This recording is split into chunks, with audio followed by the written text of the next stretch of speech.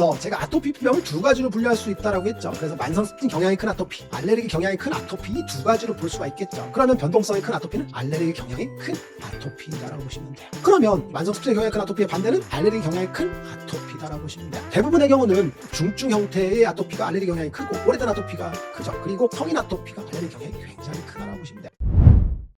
안녕하세요, 묘한의사입니다. 아토피 환자분들을 보면 두 가지 경향성을 보입니다. 늘 한결같이 아토피가 심한 경우도 있고, 아니면 반대로 호전도 되고 악화도 되고 하는 늘 변동성이 심한 아토피가 존재하죠.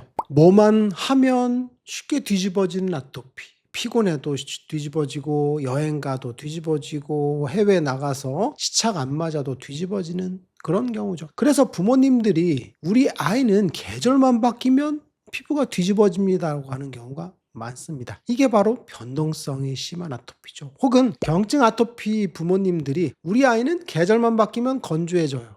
이거 아토피입니다. 아니면 물만 좀 바뀌어도 가려워해요. 아토피입니다. 환절기가 되면 심해집니다.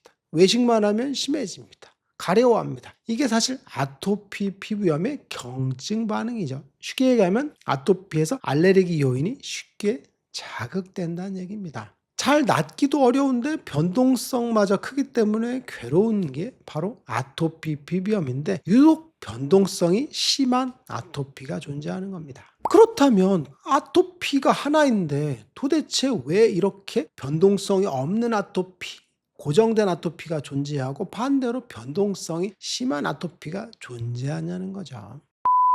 그건 바로 아토피가 갖고 있는 병리적인 원인 때문입니다. 그래서 아토피 피부염은 알레르기와 만성 습진이 결합됐다라는 걸 아는 게 굉장히 중요하죠. 그래서 알레르기 인자와 만성 습진 인자가 어떻게 결합되는지에 따라서 증상 발현이나 증상의 변동성이 다르다 보시면 돼요. 우선 알레르기와 만성 습진이 결합됐다, 이게 어려운 얘기일 수 있는데, 아토피 피부염은 어렸을 때 만들어진다고 했죠. 영아 습진, 신생아 습진 단계에서 피부에 습진이 발생을 합니다. 즉 습진에 의해서 열린 상처가 존재하고, 이때 알레르기에 감작되는 겁니다. 이때 음식 알레르기가 첫 번째로 들어오죠. 그래서 아토피가 점점점 아토피화 되는 거다라고 보시면 돼요. 그 다음에 흡입 알레르기가 들어오면서 소아토피로 진행을 하죠. 꽃가루, 진먼지, 곰팡이, 애완동물 이런 것들이죠. 그래서 아토피 피부염은 처음에는 만성 습진 상태에서 시작을 해서 알레르기가 들어온 겁니다. 그래서 만성 습진과 알레르기가 결합돼서 끈끈한 형태를 보이는 게 아토피 피부염이라고 보시면 돼요. 그러면 당연히 병리적인 이유도 알레르기 인자와 만성 습진 인자가 존재하겠죠. 그래서 악화 인자가 두 가지가 존재하는 겁니다. 짐작해 하셨겠지만 변동성이 유독 큰 아토피, 뭐만 하면 쉽게 뒤집어지는 아토피는 알레르기 인자가 큰 아토피일까요? 만성 습진 인자가 큰 아토피일까요?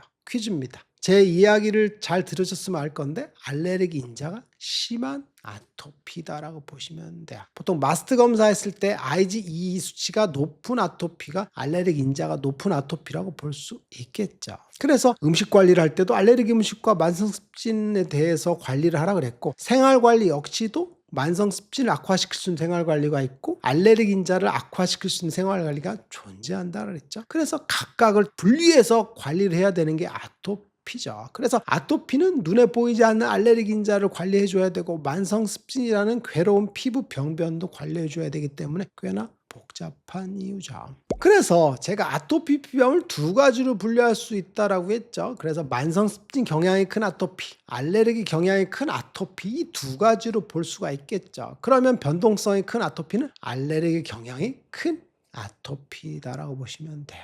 보통 일반적으로 만성 습진의 경향이 큰 아토피의 특징은 뭐냐면, 특정 부위만 굉장히 심한 경향을 보이는 경우가 있습니다. 아토피가 없는 것 같은데 목만 심하거나 얼굴만 심하거나 팔만 심하거나 하는 것들, 특정 부위만 심한 경우들이 많이 있죠. 그래서 진물이 좔좔좔 나는데 다른 부위를 보면 피부가 깨끗합니다. 이건 몸의 알레르기 수치가 높은 편이 아닌데 만성 습진만 심한 거죠. 그래서 그 부위가 낫지 않는 거다 보시면 돼요. 그리고 아토피 피부염의 증상의 부위별 편차가 큰 경우죠. 전신에 퍼지더라도 국소 부위만 특별히 더 심한 경우다라고 보시면 돼요. 즉 만성습진의 인자는 특정 부위에서 진물이 나거나 긁은 상처가 존재하는데 그게 열린 상처로 존재하는 게 바로 만성습진의 경향이 큰 아토피다라고 보시면 돼요. 그러면 만성습진의 경향이 큰 아토피의 반대는 알레르기 경향이 큰 아토피다라고 보시면 돼요. 대부분의 경우는 중증 형태의 아토피가 알레르기 경향이 크고 오래된 아토피가 크죠. 그리고 성인 아토피가 알레르기 경향이 굉장히 크다라고 보시면 돼요. 그래서 전신에 넓게 퍼져 있는 아토피가 있다라고 보시면 돼요. 그래서 국소 부위가 심한 경우도 존재하긴 하지만 대체로는 전신의 아토피가 골고루 다 존재합니다. 피부 전체가. 그래서 머리부터 발끝까지 다 아토피인 경우죠.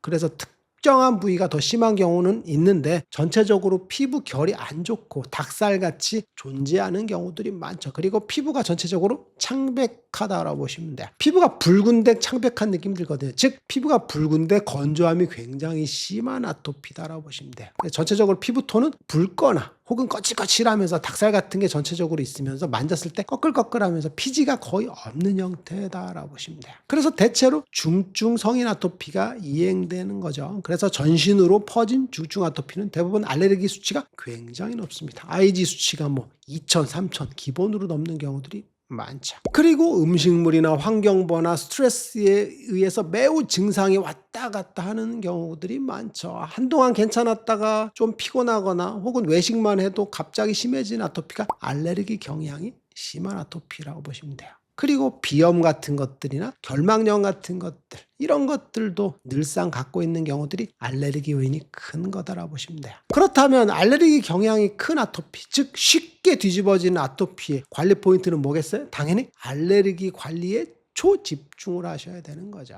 그래서 알레르기 경향이 큰 아토피인 걸 어떻게 하냐면 마스트 검사 같은 걸 해보면 알레르기 수치가 높게 나오죠. 그래서 알레르기 수치가 높은 항목들이 존재하다 대부분 흡입 알레르기가 높게 나오거든요. 그래서 진먼지, 애완동물, 곰팡이 이런 것들이 높게 나오는데 대부분 성인 아토피는 진먼지나 곰팡이나 이런 것들은 기본적으로 깔고 있죠. 그래서 진먼지에 대한 관리를 꼭 해주고 그리고 곰팡이에 대한 관리를 꼭 해주라고 했죠. 그래서 진먼지에 대한 관리는 침구류 같은 것들을 건조기로 털어주던지 해서 침구류에 진먼지의 밀도를 낮추고 진먼지가 살기 싫은 조건을 만들어주는 거죠. 아니면 집에 있는 곰팡이 같은 것들은 집을 깨끗이 관리해주는 거죠. 그래서 가습기에 의한 겨울철 결로 같은 것들도 매가지고 그리고 곰팡이 같은 것들이 안 생기게끔 습도 같은 걸 조금 낮게 유지하는 게 굉장히 중요하겠죠. 그리고 애완동물 알레르기가 있는 경우는 기본적으로 애완동물을 키우시면 안 된다라고 제가 누차 얘기했죠. 근데 어쩔 수 없이 키운다고 한다면 격리를 하고 그리고 최대한 접촉을 피하는 게 굉장히 중요하겠죠. 그래서 걸레 같은 것들을 통해서 알레르기 요인들을 빨리빨리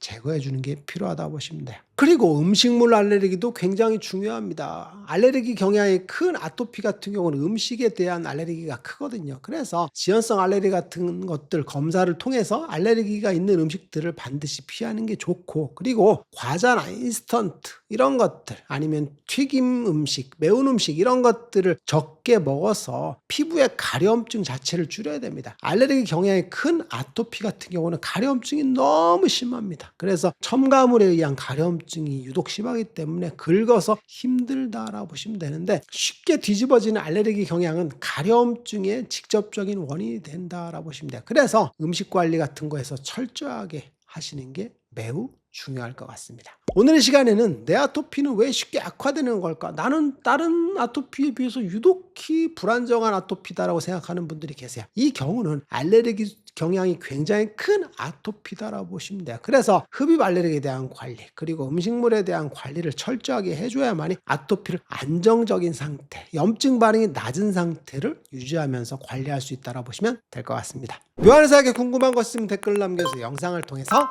답변해 드리겠습니다. 빠잉.